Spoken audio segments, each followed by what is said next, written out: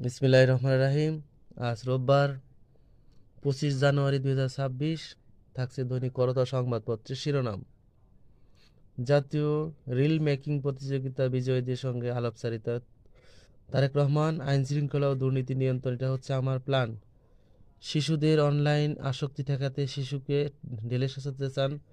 গণতন্ত্র অনুশীলনের মধ্য দিয়ে তারাই বেরিয়ে আসবে যারা মানুষের জন্য কাজ করবে। ফ্যামিলি কার্ডে মিলবে সরকারি সুবিধা।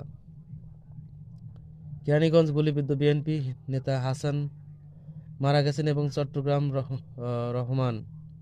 চট্টগ্রামে তারেক রহমান এবং নির্বাচনে অনিয়ম হলেই জামাত ক্ষমতায় আসবে। হর্ষবর্ধন সিংলা। নির্দেশদাতা আন্ডারওয়ার্ল্ডের দিলীপ চাঁদাবাজির কারণে হত্যা। মোসাদ্দিক হত্যা এবং পঞ্চগড়ে এনসিপি ও বিএনপি প্রার্থীকে শোকজ। সারা দেশে ঝুঁকিপূর্ণ কেন্দ্র 17,556। বাংলাদেশের প্রতি সমর্থন ব্যক্ত করলেন প্রণব বর্মা। এবং বগুড়া 3 জেলা জামায়াতের জনসভা, দ্বিতীয় যমুনা সেতু সহ বগুড়া বিশ্ববিদ্যালয় সিটি কর্পোরেশনের বাস্তবায়নের প্রতিশ্রুতি। এবং রামপাল বিদ্যুৎ কেন্দ্রে 9 ভারতীয় কর্মকর্তা অনুমতি ছাড়া দেশ ত্যাগ। এবং রাজধানীতে ভোটারদের দ্বারা যাচ্ছেন প্রার্থীরা। এই ছিল উল্লেখযোগ্য দৈনিক করতোয়া সংবাদপত্রের শিরোনাম।